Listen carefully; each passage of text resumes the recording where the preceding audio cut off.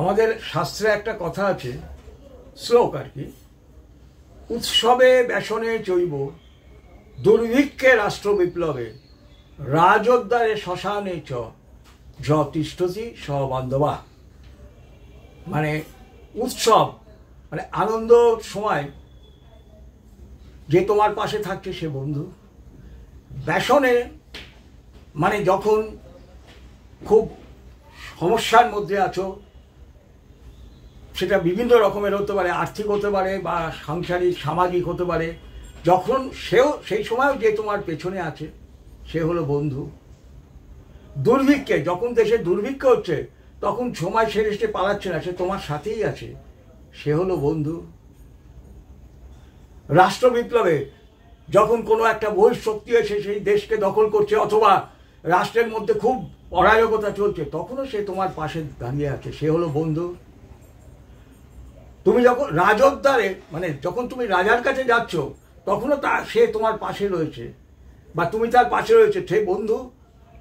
আর শ্মশানে মানে মারা যাওয়ার পরের সময়ও যে তোমার সঙ্গে রয়েছে সে তোমার বন্ধু। আজকে আমি হঠাৎ আপনাদের মনে হতে পারে যে সংস্কৃতে মাস্টারমশাইয়ের মধ্যেও আমি ক্লাস নিচ্ছি নাকি, না।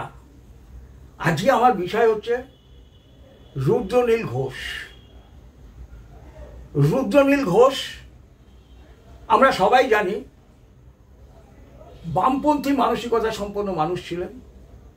পরবর্তীকালে যখন মমতা ব্যানার্জি ক্ষমতা আসার পরে মমতা ব্যানার্জির উন্নয়নের জোয়ারে তিনি আকৃষ্ট হয়ে তিনি তৃণমূলে গেছিলেন এবং কালচারাল একটা ভালো জায়গা তিনি পেয়েছিলেন, তার জন্য আলাদা ঘর ছিল, সব কিছু ছিল। কিন্তু সেখানে গিয়ে উনি বুঝতে পারেন যে সব কিছু হচ্ছে আইওয়াশ, ক্ষমতা দখলের জন্য। উনি ওই সব কিছু ছেড়ে দিয়ে উনি চলে আসেন এবং রাইজিং বিজেপিতে জয়েন করেন। এর জন্য ওনাকে অনেক সাফার করতে হয়েছে, অনেক ব্যঙ্গ বিদ্রুপ টিকা টিপ্পণী সহ্য করতে হয়েছে, ওনার অনেক প্রফেশনাল ক্ষতি হয়েছে, সোজা কথায় ওনার অর্থনৈতিক বিপুল ক্ষতি হয়েছে।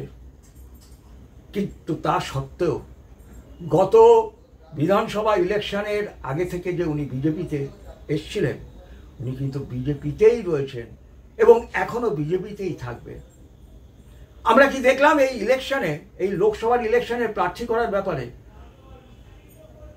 অনেক লোক যারা চলে গেছে আবার এসছে, প্রার্থী হয়েছে বা আবার আগামী দিনে জিতে চলে যেতে পারে এরকম লোকও প্রার্থী হয়েছে। কিন্তু রুদ্রনীল ঘোষের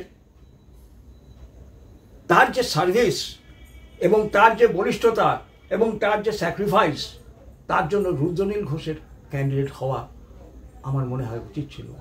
জানি না আরও 4টে সিট বাকি আছে, সেখানে তাকে ক্যান্ডিডেট করবে কিনা, বাট হি ডিজার্ভ, সে কিন্তু ডিজার্ভ করে ক্যান্ডিডেট হওয়া। ক্যান্ডিডেট সেই লোককেই করতে হবে যে, আমি ওই যে বললাম, ওই যে সংস্কৃত শ্লোকটা এর আগে যে আওড়ালাম, ওই কারণে সংস্কৃত ক্লাস আমি নিইনি, যে ওই হচ্ছে সত্যিকারের বন্ধু, আবার সে হচ্ছে সত্যিকারের পার্টির লোক, যে পার্টিতে সে থাকবে। ক্যান্ডিডেট কিন্তু করতে হবে সেই ধরনের মানুষকে। আজকে কর্মীরা তাদের জীবন বাজি রেখে আমরা দেখছি অলরেডি মার শুরু হয়ে গেছে, বিজেপি কর্মীদের খুনও হয়ে গেছে। তা কর্মীরা জীবন বাজি রেখে তারা একজনকে জিতিয়ে আনে, তারপরে সেই মানুষটা যখন পাল্টি খেয়ে চলে যায় অন্য দলে গিয়ে বদনাম করতে থাকে, তখন সব থেকে বেশি আঘাতপ্রাপ্ত হয় কারা জানেন?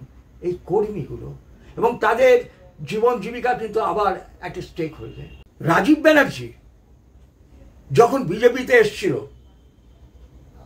রাজীব ব্যানার্জি একটা সেন্ট জেভিয়ার্সের পড়া ছেলে, তার একটা ক্লাস আছে, এবং সে কি বলেছিল প্রচারের সময়, আমার মোদিজির সঙ্গে কথা হয়েছে, বিজেপি যদি ক্ষমতায় আসে পশ্চিমবঙ্গের শিক্ষিত বেকারদের তাদের রোজগারের ব্যবস্থা হবে, পশ্চিমবঙ্গের মানুষকে আর ওই বাইরে পরজীবী হয়ে চলে যেতে হবে না। রাজীব ব্যানার্জির ওপরে আমার ব্যক্তিগতভাবে কিন্তু খুব বিরাট আশা ছিল। আমি অনেক সময় ভাবতাম যে বোধহয় শুভেন্দুর থেকেও আরও প্রমিজিং লিডার হবে, কিন্তু কি দেখলাম আমরা বাস্তবে।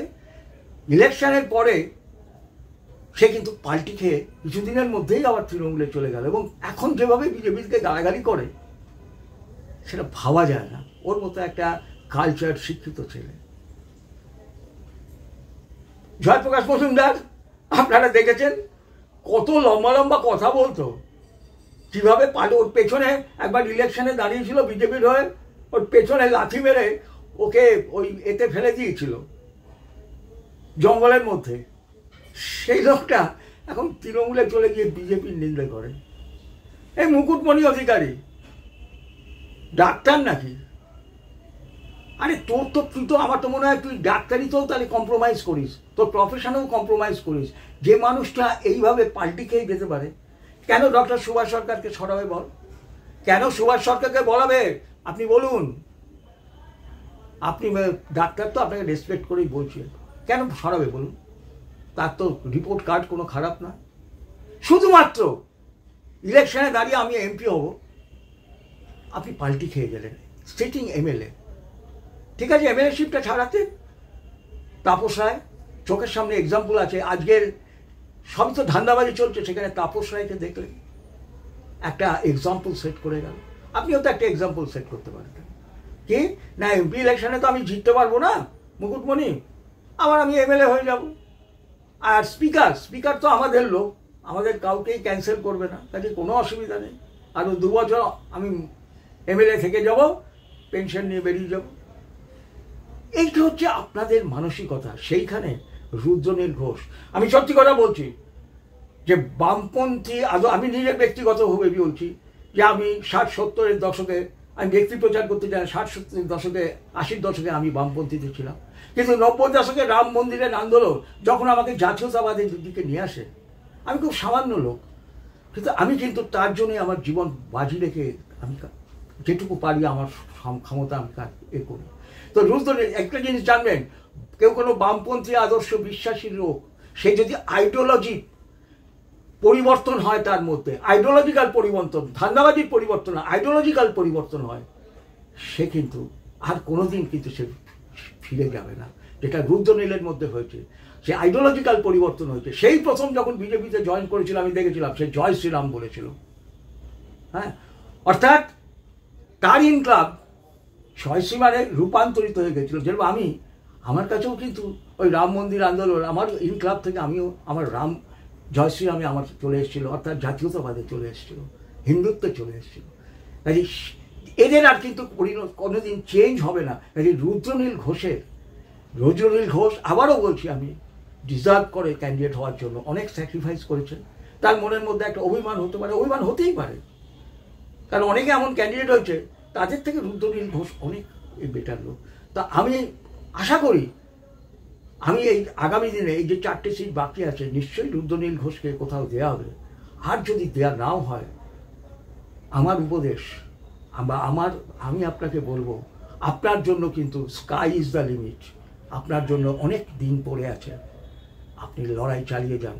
আপনি জাতীয়তাবাদের সপক্ষে, জয় শ্রীরামের পক্ষে আপনি লড়াই চালিয়ে যান। আপনার কিন্তু অনেক উপরে যাওয়ার সুযোগ আছে, এবং সেটা আপনি ডিজার্ভ করেন, এবং আপনার সেই কোয়ালিটি আছে। এই জন্য আমি বলছি, আপনি কোয়ালিটি সম্পন্ন মানুষ, আপনার আছে। আর বেশি কি বলবো না, আর কিছু বলার নেই। জয় মা কালী, জয় শ্রীরাম, জয় হিন্দু রাষ্ট্র।